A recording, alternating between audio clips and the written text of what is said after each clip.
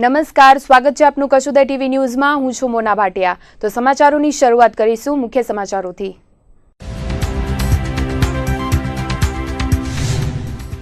ભુજના વડવાહોથી ગામે 7ને ખોરાકી ઝેરની અસર। ફુલાવરનું શાક ખાધા બાદ થયું ફૂડ પોઈઝન। તમામ અસરગ્રસ્તોને સારવાર તળે ખસેડાયા ભુજ। ગુજરાતમાં છેલ્લા 5 વર્ષમાં 10 લાખ કિલો ઝડપાયું ગૌમાંસ। કચ્છમાં 3406 કિલો ગૌમાંસનો જથ્થો ઝડપાયો। નવો કાયદો ગૌવંશની હત્યાને કેટલું આપશે રક્ષણ? વિભાજિત થયેલી ગ્રામ પંચાયતની ચૂંટણીના પરિણામ જાહેર। 11 ગ્રામ પંચાયતોની આજે કરાઈ મતગણતરી। વિજેતા ઉમેદવારોને ઠેર ઠેરથી પાઠવાઈ શુભેચ્છાઓ। કચ્છભરમાં રામનવમીની ઉમંગભેર કરાઈ ઉજવણી। ઠેર ઠેર રામ જન્મોત્સવ, શોભાયાત્રા સહિતના કાર્યક્રમો યોજાયા। સરહદી કચ્છના રામ મંદિરોમાં ભાવિકોની ઉમટી ભીડ। ભુજ તાલુકાના ભુજોડી ગામે રહેતા અને હાલમાં વડવાહોથી ગામે ખેતી કરતા કોલી પરિવારના 7 સભ્યોને ઝેરી ખોરાકની અસર થતા સારવાર માટે ભુજની જીકે જનરલ હોસ્પિટલમાં ખસેડવામાં આવ્યા હતા। પ્રાપ્ત વિગતો અનુસાર વડવાહોથી ગામે કાનુભા જાડેજાની વાડીમાં ખેતી કરતા પરિવારને ખોરાકની ઝેરી અસર થઈ હતી। ગત બપોરે ફ્લાવરનું શાક અને રોટલી ખાધા બાદ ખોરાકની ઝેરી અસર થવાના કારણે પરિવારના 7 સભ્યોને કુકમા ગામે આવેલ કમલ નામની ખાનગી હોસ્પિટલમાં દાખલ કરાયા હતા। તમામ દર્દીઓની હાલત સ્વસ્થ જણાતા તેઓ પરત ઘેર ચાલ્યા ગયા હતા। દરમિયાન આજે સવારે ફરી ખોરાકની ઝેરી અસર થવાને કારણે તમામ લોકોને ભુજની જીકે જનરલ હોસ્પિટલમાં ખસેડાયા હતા। તમામ લોકોને તાત્કાલિક સારવાર મળવાને કારણે તમામ દર્દીઓની તબિયત સ્થિર હોવાનું તબીબોએ જણાવ્યું હતું। ફૂડ પોઈઝનિંગનો બનાવ બનેલો છે, તમે આવો। એટલે અમે ત્યાં આગળ ગયા ટૂંકમાં બીએસસીમાં, ત્યાં જોયું તો 7 જણા હતા, એમને ફૂડ પોઈઝનિંગ થયેલું હતું। વોમિટિંગની કમ્પ્લેન હતી અને સાથે સાથે ફેન્ટિંગ અને ચક્કર પણ આવી રહેલા હતા। ચાર મહિલા હતા અને 3 પુરુષો હતા। એમને શું ખાવામાં આવ્યું એમને ખબર નથી, બરાબર, પણ ફૂડ પોઈઝનિંગનો કેસ હતો। સુરક્ષાની દ્રષ્ટિએ અતિ સંવેદનશીલ એવી અટપટી ક્રીક સરહદની મુલાકાત બીએસએફના એડિશનલ ડીજીએ લીધી હતી। નાપાક ઘૂસણખોરીની ઘટનાઓ તેમજ ભારતીય માછીમારોના થતા અપહરણની ઘટનાને પગલે એડીજી રાજન રંજને કચ્છની ક્રીક સરહદનું જાત નિરીક્ષણ કર્યું હતું। છેલ્લા થોડા સમયથી દરિયાઈ સીમા તેમજ ક્રીક વિસ્તારમાં બનેલી ઘટનાઓ બાદ સુરક્ષા એજન્સીના ઉચ્ચ અધિકારીઓ હરકતમાં આવ્યા છે। સરહદી ગતિવિધિઓને પગલે બીએસએફના એડીજી કચ્છની ક્રીક વિસ્તારની મુલાકાતે આવ્યા હતા। મંગળવારે તેમણે પ્રથમ કોટેશ્વર પહોંચીને ક્રીક વિસ્તારનું જાત નિરીક્ષણ કર્યું હતું। સૂત્રોના જણાવ્યા પ્રમાણે બીએસએફના એડીજી રાજન રંજને સીમા સુરક્ષા દળની ટેકનોલોજી તેમજ સોલાર જીપીઆરએસ સિસ્ટમથી થતી કામગીરીનું નિરીક્ષણ કર્યું હતું। તો બીએસએફ દ્વારા દરિયાઈ ક્રીક વિસ્તારમાં થતા પેટ્રોલિંગ અંગે પણ જાત નિરીક્ષણ કર્યું હતું। ઉલ્લેખનીય છે કે ડિસેમ્બરથી અત્યાર સુધીમાં બીએસએફ ઉપરાંત નેવીના અનેક ઉચ્ચ અધિકારીઓએ સરહદી કચ્છ જિલ્લાની સુરક્ષા સમીક્ષા કરી છે, ત્યારે એડીજીની આ મુલાકાત પણ મહત્વની માનવામાં આવી રહી છે। રાજ્યમાં ગૌવંશની હત્યા પર પ્રતિબંધ મૂકતો કાયદો અમલમાં છે અને તેના ભંગ બદલ આકરી સજાની જોગવાઈ પણ કરવામાં આવી છે। તેમ છતાં રાજ્યમાં મોટી સંખ્યામાં ગાયો વાછરડાની ગેરકાયદે કતલ થતી હોવાનું અને જંગી સંખ્યામાં અવારનવાર ગૌમાંસ પકડાતું હોવાની વિગતો બહાર આવતી હોય છે। ત્યારે સરહદી કચ્છ જિલ્લાની વાત કરીએ તો આ જિલ્લામાંથી પણ છેલ્લા 5 વર્ષમાં સમયાંતરે ગૌમાંસની સાથોસાથ ગેરકાયદેસર ચાલતા કતલખાનાઓ પણ ઝડપી પડાયા છે, પરંતુ ગૌ હત્યારાઓ કાયદાની ટકબારીનો લાભ લઈ અત્યાર સુધી છૂટતા આવ્યા છે। ત્યારે હવે રાજ્ય સરકારે પશુ સંરક્ષણ વિધેયક પસાર કરી આવકારદાયક પગલું ભર્યું છે। આ અંગે વિગતે વાત કરીએ તો છેલ્લા 5 વર્ષમાં રાજ્યમાં વિવિધ સ્થળેથી 10,20,000 કિલોગ્રામ ગૌમાંસનો જથ્થો પકડાયો હતો, જેમાં અમદાવાદમાં સૌથી વધુ 3,73,000 કિલો અને ગોધરામાં 2,47,000 કિલો ગૌમાંસના જથ્થાનો સમાવેશ થાય છે, જ્યારે કચ્છ જિલ્લામાંથી 3,406 કિલો ગૌમાંસનો જથ્થો પકડાઈ ચૂક્યો છે। ત્યારે સરકાર દ્વારા 31 માર્ચ વિધાનસભાના બજેટ સત્રમાં ગૌવધ બદલ આજીવન કેદની આકરી સજાનો કાયદો પસાર કરવામાં આવ્યો છે। તેથી આ નવા વિધેયકથી ગૌવંશની કતલ કેટલી અટકશે તેના પર સૌની નજર છે। ઉલ્લેખનીય છે કે ગૌવંશની કતલ કરવા સામે આકરી સજાની જોગવાઈ હોવા છતાં કચ્છમાંથી અવારનવાર ગૌમાંસ પકડાય છે, જેમાં એકના એક વાહન અને એકના એક આરોપીઓ પણ અવારનવાર પકડાતા હોવાના અનેક કિસ્સા બહાર આવ્યા છે. ગેરકાયદે રીતે પ્રાણીઓની કતલ કરવામાં આવતી હોય તેવા પણ અનેક સ્થળો તેમજ વિસ્તારો પણ જાણીતા છે. તેવા સંજોગોમાં ગૌવંશ હત્યા પર પ્રતિબંધ અને ગૌ હત્યા કરનારને આજીવન કેદની સજા ફટકારવાનો વિધેયક પસાર થયો છે. ત્યારે હવે ગેરકાયદેસર કતલખાનાઓ જારી રહે છે કે પછી કાયદો વ્યવસ્થાની સ્થિતિ સંભાળતી પોલીસનો ખોફ ઊભો થાય છે, તે જોવાનું છે. માંડવી તાલુકાના મોઢવા ગામના દરિયામાંથી આજે બપોરે અજાણ્યા વ્યક્તિની લાશ મળી આવી હતી. કિનારે તણાઈ આવેલી લાશને ગ્રામજનોએ જોઈને પોલીસને જાણ કરી હતી. માંડવી નગરપાલિકાની સબ વાહિની દ્વારા મોઢવાના દરિયા કિનારેથી લાશને માંડવીની રેફરલ હોસ્પિટલમાં ખસેડવામાં આવી હતી અને ત્યાં પીએમ કરાવવામાં આવ્યું હતું. ઘટનાની જાણ થતાં માંડવી મરીન પોલીસના PICM રાખોલિયા સહિતનો કાફલો ઘટના સ્થળે પહોંચ્યો હતો અને લાશને માંડવી ખસેડવાની તજવીજ હાથ ધરાઈ હતી. મૃતકની હજુ પણ ઓળખ થઈ શકી નથી, ત્યારે માંડવી પોલીસ દ્વારા હતભાગીની ઓળખની વિધિ હાથ ધરાઈ છે. મોઢવા ગામના દરિયા કિનારેથી મળેલી છે અને હજી સુધી કંઈ ઓળખ થઈ નથી. એમ બોડીની તપાસણી કરી પણ એમની પાસેથી કંઈ ઓળખના ચિહ્નો મળેલ નથી અને આજુબાજુ આપણા વિસ્તારના ગામોમાં પણ પૂછેલું છે, પણ અહીંની આપણા વિસ્તારની કોઈ પણ લાશ છે નહીં એવું જાણવામાં આવેલ છે અને આગળની તપાસ ચાલુ છે. મોચીરાઈ જમીન વિવાદ પ્રકરણમાં મહિલા અગ્રણી દ્વારા ઉપવાસ આંદોલન છેડવામાં આવ્યું છે. જિલ્લા કલેક્ટર કચેરી સામે જ છાવણીમાં મોચી સમાજના મહિલા અગ્રણી સંગીતાબેન જણસારી ઉપવાસ આંદોલન કરી રહ્યા છે. ત્યારે ગત રાત્રે 2 વાગ્યાથી સવારે 7 વાગ્યા દરમિયાન તેમની છાવણીમાંથી 2 પર્સ ચોરાયા હોવાની જાણવા જોગ નોંધ ભુજ શહેર A ડિવિઝન પોલીસ મથકે નોંધાઈ હતી. મહિલાના જણાવ્યા પ્રમાણે તેમના પર્સમાં ડ્રાઇવિંગ લાયસન્સ, આધાર કાર્ડ, ચૂંટણી કાર્ડ, તેમની પુત્રી અને પતિના ATM કાર્ડ તેમજ તેઓ જે મામલે લડત ચલાવી રહ્યા છે તેના જરૂરી ડોક્યુમેન્ટ પર્સમાં હતા. આ પર્સ રાત્રિ દરમિયાન ચોરી થઈ જતા ભુજ A ડિવિઝન પોલીસ મથકે જાણવા જોગ ફરિયાદ નોંધાવાઈ છે. ઉપવાસી છાવણીમાં પોલીસ બંદોબસ્ત પણ રહેતો હોય છે, ત્યારે તેમ છતાં ઉપવાસની છાવણીમાંથી પર્સ ચોરાતા કાયદો વ્યવસ્થા સામે પણ સવાલો ઉઠી રહ્યા છે. હું આજે મારે અહીંયા 12 દિવસ થયા અન્ન વગર બેઠી છું. 6 દિવસ મેં અનાજ પાણી વગર કાઢ્યા હતા અને કાલે રાત્રે મારી તબિયત થોડીક નાજુક હોવાથી મને અહીંયા પવન બી બહુ હોવાથી તકલીફ બહુ પડી હતી. 2 થી 4 મને નીંદર આવી હતી. એ દરમિયાન મારા અહીંયા જે પણ છાવણી હતી એમાંથી મારા જે પ્રતિકવાળા છે, મારી સહકારવાળા, એના અને મારા બધા મુદ્દા માલ ચોરાઈ ગયા છે.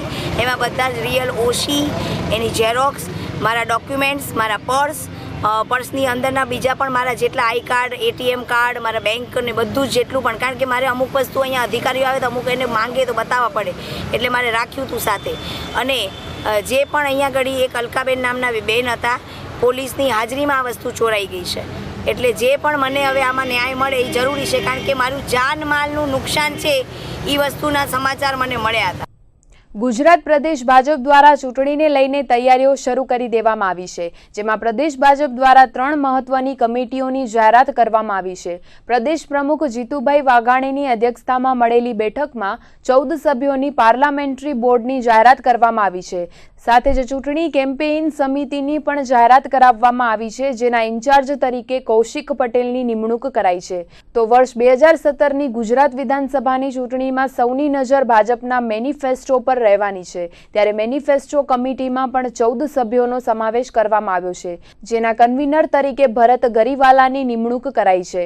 પ્રદેશ ભાજપ દ્વારા જાહેર કરાયેલી વિવિધ સમિતિઓમાં કચ્છના નેતા અને પૂર્વ સાંસદ પુષ્પદાનભાઈ ગઢવીનો સમાવેશ કરવામાં આવ્યો છે. ચૂંટણી કેમ્પેઇન સમિતિના 4 સદસ્યોમાં પુષ્પદાનભાઈ ગઢવીનો સમાવેશ કરવામાં આવ્યો છે. તેમની આ મહત્વપૂર્ણ પદે નિયુક્તિ થતાં ઠેર ઠેરથી તેમને શુભેચ્છાઓ પાઠવવામાં આવી હતી.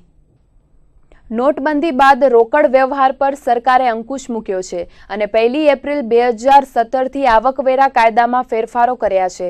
કલમ 259 ST પહેલી તારીખથી અમલ બની છે, જે અંતર્ગત કોઈપણ વ્યક્તિ કે વેપારી એક દિવસમાં અન્ય કોઈ વ્યક્તિ કે વેપારી પાસેથી 2 લાખ કે તેનાથી ઉપરાંત રોકડ રકમ સ્વીકારી શકશે નહીં.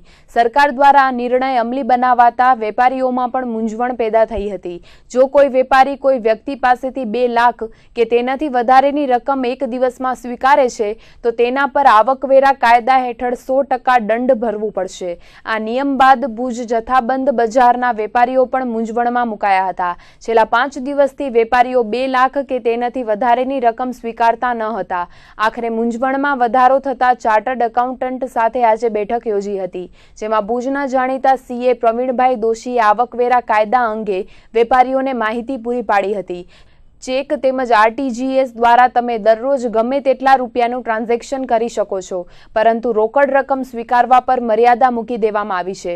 સરકાર દ્વારા પ્રયાસો કરાઈ રહ્યા છે કે કાળા નાણાં પર રોક લાગે અને રોકડમાં થતા વ્યવહારો અટકે, જેથી કેશલેસની મુહિમને સફળતા મળે. ભુજના જથ્થાબંધ બજારના વેપારીઓને આજે સીએ દ્વારા આવકવેરાની નવી જોગવાઈઓ અંગે માર્ગદર્શન આપવામાં આવ્યું હતું. વેપારીઓએ બે થી ત્રણ પ્રશ્નો ઉઠાવ્યા. એક, જે નાણાં મેળવે જ્યારે ઉધારે માલ વેચ્યો હોય એને અનુલક્ષીને જે નાણાં મેળવવાની જોગવાઈ છે એ જોગવાઈ એટલે કે નાણાં મેળવવા, તો એમાં વેપારી વર્ગને જે મૂંઝવણ હતી કે કેટલી રકમ સુધીની પહોંચ બની શકે, તો એ આજના પ્રવર્તમાન કાયદા મુજબ વેપારી નાણાં મેળવવા સમયે 2 લાખથી નીચેની રકમ રોકડેથી મેળવી શકે છે, પણ જ્યારે વેપારીને ચૂકવવાનો પ્રસંગ આવે છે ત્યારે 10,000 કે તેથી વધારે રકમ રોકડેથી ચૂકવી શકતો નથી. વેપારી જ્યાં રોકડ વ્યવહારનું પ્રમાણ વધારે છે અને મોટી રકમના રોકડ વ્યવહારો થાય છે ત્યાં આ જોગવાઈના કારણે તકલીફ પડે છે.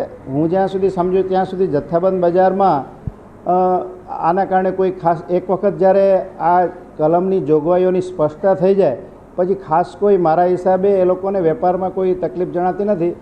હા, એગ્રીકલ્ચર પ્રોડ્યુસનો જે લોકો વેપાર કરે છે એમને બેંકમાંથી જે 2 લાખ રૂપિયા કે તેથી વધારે એક દિવસે ન ઉપાડી શકવાની જોગવાઈ છે એના કારણે કદાચ ખેડૂતોને પેમેન્ટ કરવામાં થોડી હાલાકી જરૂર થઈ શકે. બસ સરકારનો મુખ્ય ઉદ્દેશ કાળા નાણાં અને રોકડ વ્યવહારો ઉપર પ્રતિબંધ અને જેના કારણે કાળા નાણાં ઉપર કંટ્રોલ લાવવાનો, જેથી ચેકથી વ્યવહારો થાય, આરટીજીએસથી વ્યવહારો થાય, જેથી કરીને ઇન્કમટેક્સ ડિપાર્ટમેન્ટ ધારે ત્યાં સુધી વ્યવહારોના મૂળ સુધી પહોંચી શકે એ ઈરાદાથી રોકડ વ્યવહાર ઉપર ઇન્કમટેક્સ ડિપાર્ટમેન્ટ અથવા ગવર્મેન્ટ સિક્યુરિટી કંટ્રોલ કરી રહી છે.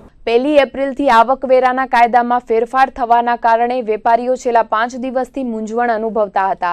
ઉલ્લેખનીય છે કે જથ્થાબંધ બજારના વેપારીઓ ઉધાર પર માલ આપતા હોય છે અને અન્ય વેપારી પાસેથી રોકડ વ્યવહાર કરતા હોય છે, જેના કારણે છેલ્લા 4 દિવસથી વેપારીઓ અસમંજસની પરિસ્થિતિમાં મુકાયા હતા અને આજે આવકવેરાના કાયદાથી અવગત થવા માટે સીએ પાસેથી માર્ગદર્શન મેળવ્યું હતું. 1/4થી જે આ નિયમો ફેરફાર થયા છે કે 2 લાખ રૂપિયાથી વધારે તમે નહીં ભરી શકો ને નહીં ઉપાડી શકો બેંકમાંથી, એટલે વેપારીઓ ઘણા અસમંજસમાં હતા અને મૂંઝાયેલા હતા. તો છેલ્લા 2 દિવસથી વેપારોમાં પણ તકલીફ પડતી હતી, નાણાં લેવામાં પણ તકલીફ પડતી હતી. એટલે અમારે જે અમારા ભુજના આપણા સીએ છે દોશી સાહેબ, એમને અમે બોલાવ્યા હતા અને એમણે બહુ સારો માર્ગદર્શન આપીને વેપારીઓનો સાંત્વના થાય એવા બધા રસ્તાઓ અને જે નિયમ પ્રમાણે હતા એ બધી સલાહ આપીને વેપારીઓને સારું માર્ગદર્શન આપ્યું. ટ્રાન્ઝેક્શનમાં તકલીફ એટલે જે 2 લાખ રૂપિયાથી ઉપર જે વ્યવહાર કરવાના કે ન કરવાના એની મોટા મોટી તકલીફ હતી કે એનામાં અસમંજસ હતું. સરકારની યોજના તો સરકાર ધારે એક જ વસ્તુ ધારે છે કે આ બધું ટ્રાન્ઝેક્શન ચેકથી ને બધું થાય, કેશનો વહીવટ બંધ થઈ જાય, એના માટેનું આ સરકારનું આયોજન છે. ભારત સંચાર નિગમના અધિકારી કર્મચારીઓ દ્વારા પગાર ધોરણ તેમજ પેન્શન મુદ્દે સૂત્રોચ્ચાર કરીને વિરોધ પ્રદર્શન નોંધાવાયો હતો. Convener union and association of BSNL દ્વારા હેડક્વાર્ટર ખાતેથી મળેલા એલાનને પગલે વિરોધ વ્યક્ત કરાયો હતો.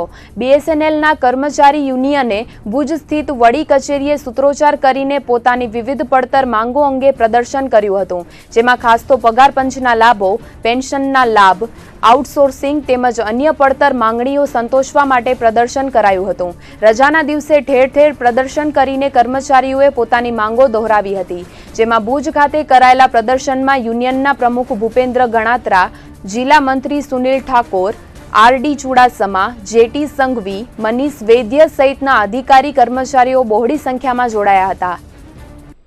કચ્છમાં વિભાજિત થયેલી ગ્રામ પંચાયતોની આજે ચૂંટણીના પરિણામ જાહેર થયા હતા, જેમાં ભુજ તાલુકાના વરલી અને થરાવડા ગ્રામ પંચાયતમાં ચૂંટણી યોજાઈ હતી. ત્યારે આજે તેની મતગણતરી હાથ ધરાઈ હતી, જેમાં વરલીના સરપંચ તરીકે ડાઈબેન મકવાણાનો વિજય થયો હતો. ભુજ તાલુકાના વરલીમાં સરપંચ ઉપરાંત 8 વોર્ડ પૈકી 6 વોર્ડમાં ચૂંટણી યોજાઈ હતી, જેમાં સરપંચ પદની ચૂંટણીમાં કુલ 1325 વોટમાંથી ડાઈબેન દેવશી મકવાણાને 795 મત મળ્યા હતા, જ્યારે હરીફ ઉમેદવાર કુંવરબેન બરાડિયાને 524 મત મળ્યા હતા, તો નોટામાં 26 મત પડ્યા હતા. ત્યારે સરપંચ પદે ડાઈબેન દેવશી મકવાણાનો વિજય થયો હતો. આ સાથે જ તેમની પેનલના 5 ઉમેદવારો જીત્યા હતા અને એક ઉમેદવાર અગાઉથી જ બિનહરીફ જાહેર થયા હતા. વરલીના વોર્ડ નંબર 1માં મેસીબેન બાબુ મકવાણાને 117 મત, મોંગીબેન સામજી બરાડિયાને 60 મત મળ્યા હતા. વોર્ડ નંબર 2માં વિજેતા ઉમેદવાર જસુબેન રમેશ ચાવડાને 105 અને કુંવરબેન બરાડિયાને 72 મત મળ્યા હતા. જ્યારે વોર્ડ નંબર 3માં વિજેતા ધનીબેન બરાડિયાને 95 મત અને હરીફ ઉમેદવાર રાણીબેન બરાડિયાને 84 મત મળ્યા હતા. વોર્ડ નંબર 4માં વિજેતા ઉમેદવાર વાલાકાના મકવાણાને 81 મત અને હરીફ ઉમેદવાર નારાયણ રવા હેઠવાડિયાને 79 મત મળ્યા હતા. વોર્ડ નંબર 6માં ઉષાબેન સુરેશ મહેશ્વરી 53 મત, જ્યારે વિજેતા જ્યોતિબેન વિનોદ મકવાણાને 68 મત મળ્યા હતા. તો વોર્ડ નંબર 8માં વિજેતા ઉમેદવાર ખીમા ભીમા બરાડિયાને 121 અને બાબુ ભચા ચાવડાના 82 મત મળ્યા હતા. તો થરાવડા ગ્રામ પંચાયતના 2 વોર્ડમાં ચૂંટણી યોજાઈ હતી, જેમાં વોર્ડ નંબર 4માં વિજેતા ઉમેદવાર રાજેશ ભચા આહિરને 70 અને હરીફ ઉમેદવાર રમજુ ખીમસા સંગારને 64 મત મળ્યા હતા. અને વોર્ડ નંબર 7માં વિજેતા ઉમેદવાર મજીદ આદમ કક્કલને 85 મત તેમજ હરીફ ઉમેદવાર ફકીર મામદ આદમ કેવરને 66 મત મળ્યા હતા. પહેલાં હું પંચવર્ષીમાં મેં હારેલા હતા અને આ પંચવર્ષીમાં મને બિનહરીફથી એવું જ વધારે બિનહરીફ જેવું જ કરાયું. કેટલી પેનલ ઊભી હતી? એટલે પેનલ 7માં 6 હતા ને, એક બિનહરીફ થઈ ગયો 7, એક એવું હતો 8, એક વોર્ડ. વરલી ગામની ચૂંટણી હતી, 6 પેનલો હતી, એમાં એક બિનહરીફ થઈ ગઈ હતી, 8 પેનલો હતી. એમાંથી એક બિનહરીફ થઈ ગઈ હતી, 5 પેનલેમાંથી ઉમેદવાર લડ્યા હતા અને એક હતી અનુસૂચિત જનજાતિ, એ હતી ખાલી સીટ હતી. એમાં 5માં અમે લડ્યા, એમાં 5માં વિજય થયા, એક હારી ગયા અને એક થઈ બિનહરીફ. અને અમારા ગામની અંદર સમજી લો કે બહુ રસાકસી ભર્યો જંગ હતો. એમાં ડાઈબેન બેચુભાઈ રાખ્યાને બહુ મત આપી અને વિજય બનાવેલ છે. જ્યારે રાપર તાલુકાની સાનગઢ ગ્રામ પંચાયતમાં સરપંચ પદે નાવીબાઈ અમરા પરમાર 302 મત મેળવીને વિજય થયા હતા. જ્યારે વોર્ડ નંબર 1માં જમુબેન લખમણ પરમારને 45 મત, વોર્ડ નંબર 2માં દેવીબેન પરમારને 63 મત, વોર્ડ નંબર 3માં લક્ષ્મીબેન લખમણ મકવાણાને 33 મત, વોર્ડ નંબર 4માં પાર્વતીબેન પરમારને 39 મત, વોર્ડ નંબર 5માં જેસા માનસંગ પરમારને 60 મત, વોર્ડ નંબર 6માં જેમલ પરમારને 52 મત, વોર્ડ નંબર 7માં સોમા જેરામ પરમારને 63 અને વોર્ડ નંબર 8માં રણછોડ ધનાને 44 મત મળતા વિજય થયા હતા. જ્યારે બાલાસર ગ્રામ પંચાયતમાં સરપંચ પદે દાનાભાઈ પાંચાભાઈ 815 મત મેળવીને વિજય બન્યા હતા. વોર્ડ નંબર 1માં સેજીબેનને 134 મત, વોર્ડ નંબર 3માં જયાબા બાલુભા વાઘેલાને 146 મત, વોર્ડ નંબર 6માં નાગજી દાનાભાઈને 183 મત, વોર્ડ નંબર 7માં જયસુખભાઈ સુથારને 122 મત, વોર્ડ નંબર 8માં મોમાયા વણવીરને 170 મત, વોર્ડ નંબર 5માં દિવાળીબેન મકવાણાને 135 મત મળતા વિજયી થયા હતા. તો ફતેહગઢ ગ્રામ પંચાયતના સરપંચ પદે માદાભાઈ બેચરાભાઈ કાંદરીને 1616 મત મળ્યા હતા. વોર્ડ નંબર 2માં ઇન્દિરાબેન ગોસ્વામીને 239 મત, વોર્ડ નંબર 6માં દાનીબેન ગોહિલને 247 મત, વોર્ડ નંબર 8માં વસંતભાઈ દેવડાને 133 મત, વોર્ડ નંબર 9માં ભાવેશ દેવરાજ ભૂષણને 154 મત, વોર્ડ નંબર 4માં હેમાબાઈ રબારીને 261 મત, વોર્ડ નંબર 3માં કેસરબાઈ રબારીને 218 મત, વોર્ડ નંબર 10માં મધિકભાઈ ધાનચીને 144 મત મળતા વિજય બન્યા હતા. વિજેતા થયેલા તમામ ઉમેદવારોએ પોતાના સમર્થકો અને મતદારોનો આભાર વ્યક્ત કર્યો હતો. કચ્છમાં મૂળ ગ્રામ પંચાયતોમાંથી વિભાજિત થઈને અસ્તિત્વમાં આવેલી 16 ગ્રામ પંચાયતોમાંથી 5 બિનહરીફ જાહેર કરાઈ હતી. ત્યારબાદ કચ્છના 4 તાલુકાની 11 ગ્રામ પંચાયતોની રવિવારે ચૂંટણી યોજાઈ હતી અને આજે મતગણતરી હાથ ધરાઈ હતી. પરિણામો જાહેર થયા બાદ ગ્રામીણ વિસ્તારોમાં કઈ ખુશી કઈ ગમ જેવો માહોલ જોવા મળ્યો હતો. આજે આ તમામ તાલુકાઓની મામલતદાર કચેરીઓમાં સવારથી મતગણતરી આરંભાતા ઉમેદવારો તેમજ તેમના ટેકેદારો મોટી સંખ્યામાં ઉમટ્યા હતા. પરિણામો સ્પષ્ટ થતાની ઉમેદવારની સાથે જ વિજેતા ઉમેદવારોના વિજય સરઘસ પણ નીકળ્યા હતા. મુન્દ્રા તાલુકાની હટડી ગ્રામ પંચાયતમાં 2 વોર્ડની ચૂંટણી યોજાઈ હતી, જેમાં વોર્ડ નંબર 4માં હેમુભા જાડેજાને 48 અને તેમના હરીફ ઉમેદવાર પુંજાભા જાડેજાને 27 મત મળતા હેમુભા જાડેજા વિજયી બન્યા હતા. જ્યારે વોર્ડ નંબર 6માં જસુભા જાડેજાને 56 મત અને જયપાલ જાડેજાને 19 મત મળતા જશુભા જાડેજા વિજયી જાહેર થયા હતા. તો લફરા ફાચરિયા જૂથ ગ્રામ પંચાયતમાં માંડણ રાણા રબારીને 412 અને હમીર રબારીને 210 મત મળતા માંડણ રબારી 134 મતે સરપંચ પદે વિજયી જાહેર થયા. જ્યારે વાગુરા ગ્રામ પંચાયતમાં જરૂ રામીબેન માદેવા 431 મત મેળવીને સરપંચ પદે વિજયી બન્યા હતા. તો તેમના હરીફ ઉમેદવાર કંકુબેન રામજી ચાવડાને 259 મત મળ્યા હતા. આપણી વિભાજિત પૈકીની 4 ગ્રામ પંચાયતો હતી, એમાં કુકરસર ગ્રામ પંચાયત બિનહરીફ થયેલી છે. તે સિવાય હટડી ગ્રામ પંચાયતના 2 વોર્ડ, લફરા જૂથ ગ્રામ પંચાયત અને વાગુરા ગ્રામ પંચાયતની આજે કાઉન્ટિંગ હતી. વાગુરા ગ્રામ પંચાયતના કાઉન્ટિંગ પૂર્ણ થયા પછી રામીબેન માદેવા જરૂ એ સરપંચ તરીકે ચૂંટાયા છે. એ જ રીતે લફરા જૂથ ગ્રામ પંચાયતમાં માડણ રાણાભાઈ રબારી એ સરપંચ તરીકે ચૂંટાણા છે. આ જે વિભાજિત ગ્રામ પંચાયતની ચૂંટણીનું જે કાઉન્ટિંગ હોલ હતો એ મામલતદાર કચેરીમાં મિટિંગ હોલમાં રાખવામાં આવ્યો હતો અને ટોટલ 15 કર્મચારીઓએ આ કાઉન્ટિંગમાં અમે નિમણૂક કરી હતી અને સવારે 10 વાગ્યાથી અમે સ્ટાર્ટ કરી અડધા કલાકમાં આપણી કાઉન્ટિંગ જે છે એ સુખ શાંતિરૂપ EVM મશીનથી પૂર્ણ થયેલ છે. કચ્છનું અયોધ્યા વાંઢાઈ ખાતે રામનવમીએ ત્રિવિધ મહોત્સવની ધામધૂમપૂર્વક ઉજવણી કરવામાં આવી હતી. ઈશ્વર આશ્રમ સંસ્થામાં રામ જન્મોત્સવ, સંત ઓધવરામજી જન્મ જયંતિ અને રામજી મંદિરના પાટોત્સવ તથા ઉમિયા માતાજીના મંદિરે હોમ હવન સહિતના કાર્યક્રમો યોજાયા હતા. જ્યારે સદગુરુ પૂજન, શિવ મંદિર પાટોત્સવ સહિતના કાર્યક્રમોમાં ભક્તો મોટી સંખ્યામાં ઉપસ્થિત રહ્યા હતા. સવારે બ્રહ્મલીન સંત ઓધવજી મહારાજની જન્મ જયંતિ નિમિત્તે પાદુકા પૂજન, આરતી, શોભાયાત્રા, રામજી મંદિરે આરતી, પૂજન, સંધ્યા પાઠ, મહાપ્રસાદ સહિતના કાર્યક્રમો યોજાયા હતા. સંત હરિદાસજી મહારાજે જણાવ્યું હતું કે મનુષ્ય જીવનમાં સત્સંગ, સેવા, પૂજા, પ્રેમનો ત્રિવેણી સંગમ રાખવું જોઈએ. 24 કલાક સત્સંગ મળવો દુર્લભ છે. સત્સંગ ન મળે તો સારા શાસ્ત્રોનો સથવારો કરવો જોઈએ. તેમણે બ્રહ્મલીન બચ્ચુ ભગત, વાલરામજી મહારાજ, ઓધવરામજી મહારાજને યાદ કર્યા હતા. ઉમિયા માતાજી સંસ્થા ખાતે પણ સમાજની મીટિંગમાં વર્ષ 2018-19ના ઉમિયા માતાજી સંસ્થાને 75 વર્ષની ઉજવણી રૂપરેખા ઘડી કાઢવામાં આવી હતી. ઉપરાંત શોભાયાત્રા, હોમ હવન સહિતના ધાર્મિક કાર્યક્રમો યોજાયા હતા. આ પ્રસંગે જિલ્લા વિકાસ અધિકારી CJ પટેલ, ભુજના ધારાસભ્ય નીમાબેન આચાર્ય, જિલ્લા પંચાયત પ્રમુખ કૌશલ્યાબેન માધાપરિયા સહિતના મહાનુભાવો ઉપસ્થિત રહ્યા હતા. કાર્યક્રમમાં સવારથી જ ભાવિકોની ભીડ જોવા મળી હતી. આજે રામનવમીના દિવસે કચ્છના રામ મંદિરોમાં રામ જન્મોત્સવની ઉમંગભેર ઉજવણી કરવામાં આવી હતી. ભુજ સહિત સમગ્ર કચ્છમાં આવેલા રામ મંદિરોમાં વહેલી સવારથી જ દર્શનાર્થીઓની ભીડ જામી હતી અને સર્વત્ર જય શ્રી રામના નારા ગુંજી ઉઠ્યા હતા. તો હમીરસર કિનારે આવેલ રામ દરબાર ખાતે રામ જન્મોત્સવની ઉજવણી કરવામાં આવી હતી.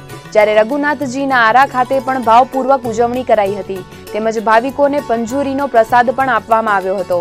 રામ જન્મોત્સવની ઉજવણી પ્રસંગે ભુજના ધારાસભ્ય ડોક્ટર નીમાબેન આચાર્ય પણ ખાસ ઉપસ્થિત રહ્યા હતા. રામનવમીની ઉજવણીને પગલે જિલ્લા મથક ભુજ શહેર રામ નામની ધૂનમાં ડૂબી ગયું હતું. દર વર્ષે રામધૂન ખાતે રામ જન્મોત્સવની ઉજવણી કરવામાં આવે છે અને આ વર્ષે પણ ઉમંગભેર રામ જન્મોત્સવની ઉજવણી કરાઈ હતી. રામ જન્મોત્સવ પ્રસંગે ભુજના ભક્તો મોટી સંખ્યામાં રામ મંદિરે ઉપસ્થિત રહ્યા હતા અને સમૂહ આરતીનો લાભ લીધો હતો. તો ઐતિહાસિક રઘુનાથજીના મંદિરે પણ ભક્તોની ભીડ જોવા મળી હતી. રઘુનાથજીના મંદિરે 1 કલાક સુધી આરતી ચાલી હતી, જેમાં પણ ભક્તો મોટી સંખ્યામાં જોડાયા હતા. સર્વને મારા જય સિયારામ. અને રામની જન્મ જયંતિ નિમિત્તે સૌને મારા તરફથી ખૂબ ખૂબ શુભેચ્છા આપું છું. આપણે ચૈત્ર મહિનામાં 9ને દિવસે રામજીનો જન્મ થયો અને એમની એ જન્મ જયંતિ આપણે વર્ષોથી સમગ્ર દેશમાં હિન્દુ સમાજના લોકો ખૂબ ઉત્સવથી, ખૂબ આનંદથી મનાવતા હોય છે અને એનું આજે ભુજ શહેરની અંદર ધામધૂમપૂર્વક ઉજવણી થઈ રહી છે. પૂરા સમગ્ર ભુજ શહેરના અને તાલુકાના લોકો આજે મંદિરોની અંદર દર્શનાર્થે છે અને અત્યારે હમણાં જ અહીંયા રામ મંદિરનો જન્મ થયો છે રામજીનો, અને ખૂબ સરસ ભવ્ય આરતીનું આયોજન હતું. અને સૌને એટલું જ કહીશ કે રાજ્ય સરકારે જે ગૌ હત્યા પ્રતિબંધક ધારાને જે કડક કાયદામાં એનું રૂપાંતર કર્યું છે, ત્યારે સૌ લોકોની ફરજ બને છે કે આ કાયદાનું અમલીકરણ થાય એ આપણા સૌની જવાબદારી છે. રાજ્યના વખતમાં તમામ મંદિરનો તંબુ બાંધવા, લાઇટો કે ફાનસ કે જે કંઈ કરવું એ બધું રાજ તરફથી બધું કરવામાં આવતું. અને ત્યારે રાજા પોતે પણ મંદિરમાં જન્મ સમયે હાજર રહેતા. પછી લોકશાહી થતા ધીમે ધીમે, તેમ છતાં આજે લોકોની અંદર રામ પ્રત્યેની જે શ્રદ્ધા છે એ તો ખૂબ જળવાઈ રહી છે અને રહેવાની છે. રામ ભગવાન મર્યાદા પુરુષોત્તમ, લોકોમાં શ્રદ્ધા છે અને રામનવમી જેમ અગાઉ ઉજવાતી હતી એમ ઉજવાય છે આજે પણ. આજે અમારું 400 વર્ષ જૂનું જે મંદિર છે, જે તે ભુજની અમારે ભુજના લોકોએ એક રઘુનાથજી મંદિર જીર્ણોદ્ધાર સમિતિ બનાવી છે, જેમાં અમારા પ્રમુખ શ્રી પ્રવીણભાઈ પૂજારા, મંત્રી શ્રી મહેશભાઈ કંસારા એ લોકો બધે સાથે મળી અને મંદિરનો જીર્ણોદ્ધાર કરવું એવું નક્કી કર્યું હતું. અને હવે 16 તારીખ ચૈત્ર વદ 5મના રવિવારના રોજ ભગવાન રામચંદ્ર ભગવાન રામ લક્ષ્મણ જાનકીની મૂર્તિની ઉથાપના શ્રી આચાર્ય જનકરાય મોહનરાય ભટ્ટ કરશે. રામનવમીના દિવસે માંડવી ખાતે વિશ્વ હિન્દુ પરિષદ અને હિન્દુ યુવા સંગઠન દ્વારા શોભાયાત્રાનું આયોજન કરવામાં આવ્યું હતું. માંડવીના સ્વામિનારાયણ મંદિર ખાતેથી આ શોભાયાત્રા પ્રસ્થાન થઈ હતી. સ્વામિનારાયણ મંદિરના સંતો દ્વારા શોભાયાત્રાને પ્રસ્થાન કરાવવામાં આવ્યું હતું. આ શોભાયાત્રામાં હિન્દુ સમાજના લોકો મોટી સંખ્યામાં ઉપસ્થિત રહ્યા હતા. સ્વામિનારાયણ મંદિરેથી નીકળેલી આ વિશાળ શોભાયાત્રા આઝાદ ચોક, ભીડ ચોક, કેટી શાહ રોડ થઈને હવેલી ચોક ખાતે પહોંચી હતી, જ્યાં હવેલી ચોકમાં આવેલી એક શેરીનું નામકરણ કરવામાં આવ્યું હતું. નગરપાલિકાના પદાધિકારીઓ અને સ્વામિનારાયણના સંતોના હસ્તે શ્રીમદ ભાગવત ગીતા માર્ગની તકતીનું અનાવરણ કરાયું હતું. ત્યારબાદ આ શોભાયાત્રા સાંજી પડી થઈને પરત આઝાદ ચોક ખાતે પહોંચી હતી, જ્યાં સંતોએ પ્રવચન આપ્યું હતું. આ શોભાયાત્રામાં વિશ્વ હિન્દુ પરિષદ અને હિન્દુ યુવા સંગઠનના કાર્યકરો તેમજ માંડવી મઠના બસંતગીરી ગુરુ નયનગીરી સ્વામી, માંડવી સ્વામિનારાયણ મંદિરના કેપી સ્વામી સહિતના સંતો મહંતો જોડાયા હતા.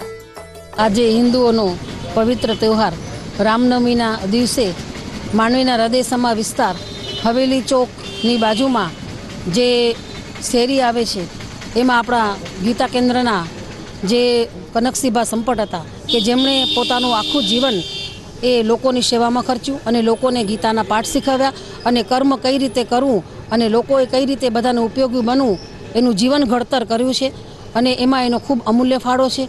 હિન્દુ ગૌરવ યાત્રાનું આયોજન કરવામાં આવેલું, જેમાં રામ ભગવાન અને ઘનશ્યામ ભગવાન બંને સાથે નગર યાત્રા કરી અને સૌ હિન્દુઓએ એનામાં રંગે ચંગે ભાગ લઈ અને અહીં અત્યારે અમે આ જે શોભાયાત્રા હતી પૂર્ણ કરી રહ્યા છીએ અને હિન્દુ સમાજને રામ અને ઘનશ્યામને એક કરી અને હિન્દુ સમાજને એક થવાનો અહીંથી અમે સંદેશો આપી રહ્યા છીએ કે જે આપણી ઋષિમુનિઓની ભાષા છે, જે સંસ્કૃત ભાષા, એને આજ દી સુધી ટકાવી રાખ્યા છે અને લાંબા સમય સુધી ટકી રહેશે.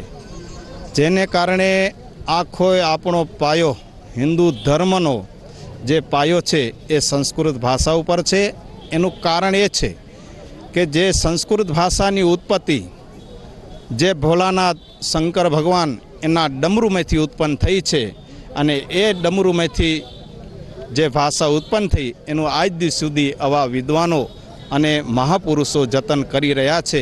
વિશ્વ હિન્દુ પરિષદ અને માંડવી સ્વામિનારાયણ મંદિર દ્વારા એક ભવ્યાતિ ભવ્ય શોભાયાત્રાનો ગૌરવ યાત્રાનું આયોજન થયેલ, જે આયોજનમાં આશરે 5000થી વધારે સંખ્યામાં ભક્તો જોડાયા હતા અને શોભાયાત્રા શહેરના મધ્ય માર્ગમાંથી પસાર થયેલ અને શોભાયાત્રાનું દર્શન હજારોની સંખ્યામાં ભાવિકો કરેલ. અને આજના પવિત્ર દિવસે એક ઉમેદ જાગી છે કે જ્યાં હવે ભગવા રાજ આવે છે, તો એ ભગવા રાજને આગળ વધારવા, જેમ કે યુપીમાં યોગી રાજ, એમ ગુજરાતમાં પણ કોઈક એવો સૂરો સંત જાગે અને ગુજરાતની કમાન એના હાથમાં આવે અને જે આખા ભારત દેશના સનાતન સમાજનો એક સપનો છે કે ભવ્યથી ભવ્ય રામ મંદિર, જે પહેલાં પણ હતો જ, ઇતિહાસ બોલે છે કે ત્યાં રામ મંદિર જ હતો, તો એ જગ્યાએ મૂળભૂત જગ્યાએ રામ મંદિરનું નવનિર્માણ થાય એવી સર્વે દેશવાસીઓની લાગણી છે. કચ્છ સહિત સમગ્ર ભારતમાં રામનવમીની ઉમંગભેર ઉજવણી કરવામાં આવી હતી. માંડવીના લોહાર ચોક ખાતે આવેલ રામચંદ્રજીના મંદિરે આજ સવારથી વિવિધ ધાર્મિક કાર્યક્રમો યોજાયા હતા. સવારે પૂજા અર્ચના અને ભગવાન પર શિંગાર કરવામાં આવ્યો હતો. તો બપોરે રામ જન્મોત્સવ સમયે માંડવીની ધર્મપ્રેમી જનતા મોટી સંખ્યામાં જોડાઈ હતી. તો લોહાર ચોક મિત્ર મંડળ અને મહિલા મંડળ દ્વારા મહાપ્રસાદનું આયોજન કરવામાં આવ્યું હતું. રામચંદ્રજીનું આ મંદિર અંદાજિત 400 વર્ષ જૂનું હોવાનું માનવામાં આવી રહ્યું છે. અમે લોહાર ચોક મિત્ર મંડળ તેમજ મહિલા મંડળના સહયોગથી આજે આ 400 વર્ષ જૂનું જે રામ મંદિર છે લોહાર ચોક મધ્યે તેમાં વિવિધ કાર્યક્રમો ઉજવ્યા છે. સવારે 8:30 વાગે સૌપ્રથમ તો જે અભિષેકનો કાર્યક્રમ રાખેલો હતો, જે લગભગ કચ્છમાં પણ પ્રથમ વખત થયો હશે, જેમાં અમે શ્રી રામ ભગવાનની મૂર્તિને વિવિધ જળ, વિવિધ ઘી, મધ, પંચામૃતથી અભિષેક કરાવ્યું. ગણપતિ પૂજન ઇત્યાદિ કર્યું. પછી રામભદ્રનું મંડળ, સર્વતોભદ્રની મંડળની પૂજા થઈ. પછી રામ ભગવાનનું પંચામૃતથી પહેલાં અભિષેક થયો. પછી પૃથક અલગ અલગ પંચામૃતના પહેલાં દૂધથી સ્નાન કરાયો, પછી તમારા દહીંથી સ્નાન કરાયો, મધથી સ્નાન કરાયો, ઘૃતથી સ્નાન કરાયો, પછી સક્રાતી સ્નાન કરાયો, તેથી ભગવાનનું તેજ આપે. તો વાગડ પંથકના રાપર ખાતે પણ મર્યાદા પુરુષોત્તમ ભગવાન શ્રી રામચંદ્રના જન્મદિવસ એટલે કે રામનવમી નિમિત્તે ઉમંગભેર ઉજવણી કરવામાં આવી હતી. રાપર દરિયા સ્થાન મંદિર તથા શંકરવાડીમાં આવેલા રામ મંદિર ખાતે મહાઆરતી, રામધૂન, રામ જન્મોત્સવ સહિતના ધાર્મિક કાર્યક્રમોનું આયોજન કરવામાં આવ્યું હતું.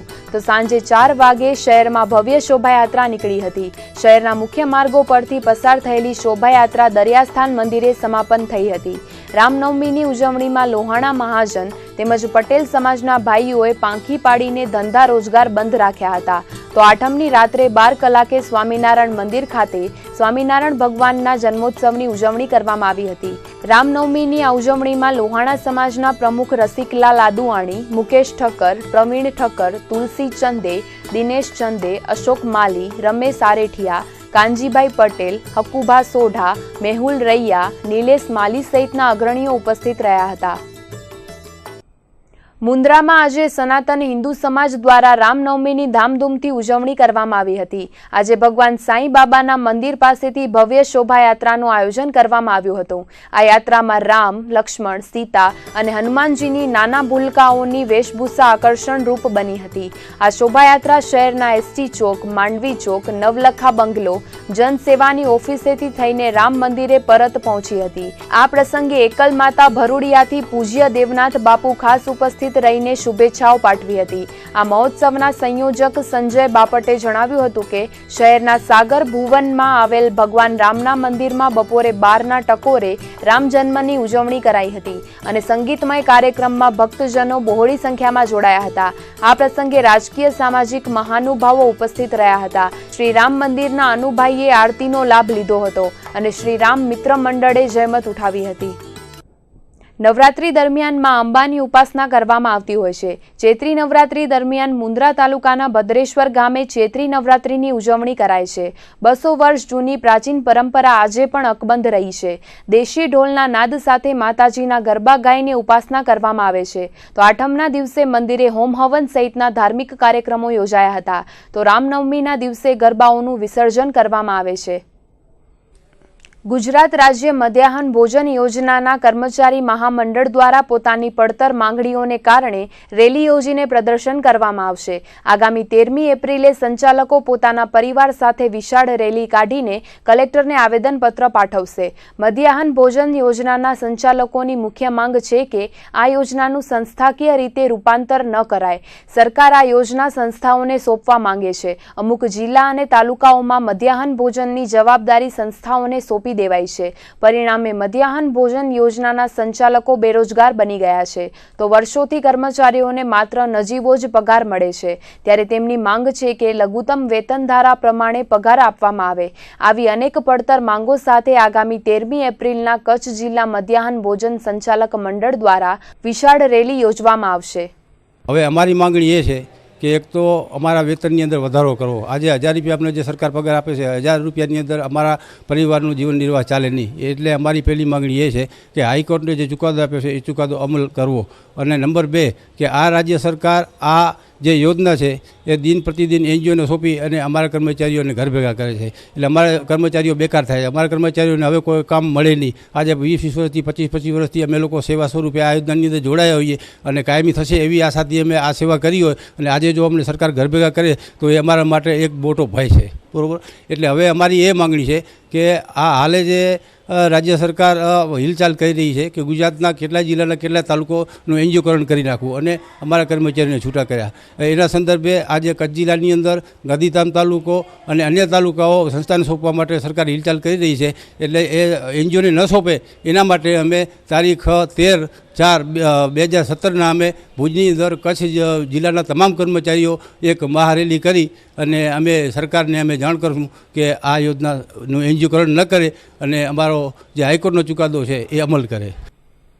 રામરોટી અને છાસ કેન્દ્ર દ્વારા આજે રામનવમીના સપરમા દિવસથી પાણીના પરબ અને છાસ કેન્દ્રનું ઉદ્ઘાટન કરવામાં આવ્યું હતું. ભુજ શહેરના ધમધમતા હોસ્પિટલ રોડ પર આવતા દર્દીઓ અને મુસાફરો માટે આ છાસ કેન્દ્ર અને પાણીના પરબની શરૂઆત કરવામાં આવી છે. છેલ્લા 8 વર્ષથી રામરોટી અને છાસ કેન્દ્ર દ્વારા ઉનાળા દરમિયાન પાણીનું પરબ શરૂ કરીને લોકોની પ્યાસ બુઝાવવામાં આવે છે. ત્યારે ચાલુ વર્ષે પણ કાળઝાળ ઉનાળાની શરૂઆત થઈ ગઈ છે. તેવામાં આજે રામનવમીના શુભ દિવસ થી પાણીના પરબ અને છાસ કેન્દ્રનો પ્રારંભ લોકો માટે કરાયો છે. આ પ્રસંગે સંસ્થાના પ્રમુખ લીલાધરભાઈ ઠક્કર, ઉપપ્રમુખ શાંતિલાલ ઠક્કર, ટ્રસ્ટી વિનોદભાઈ ઠક્કર, હિંમતભાઈ ઠક્કર, શિવગણભાઈ ચૌહાણ, ડાયાલાલ ચૌહાણ, પરેશ અનમ, મનોજ મહેતા, ભરત માહેશ્વરી, હિતેશ સોલંકી સહિતના આગેવાનો ઉપસ્થિત રહ્યા હતા. આ અમારો કેમ્પ 8મા વર્ષે થાય છે. 7 અને આ 8મું વર્ષ છે. તો આજે અહીં જરૂરિયાતમંદ બધાને છાસ અને પાણી ઉનાળાની ગરમીમાં મળશે અને વધુમાં વધુ ઉપયોગ થાય એવા અમારો પ્રયત્ન. તો આ હતા આજના કચ્છ ઉદય TV ન્યૂઝ. ફરીથી મળીશું આવતીકાલે. ત્યાર સુધી અમને રજા આપશો. નમસ્કાર.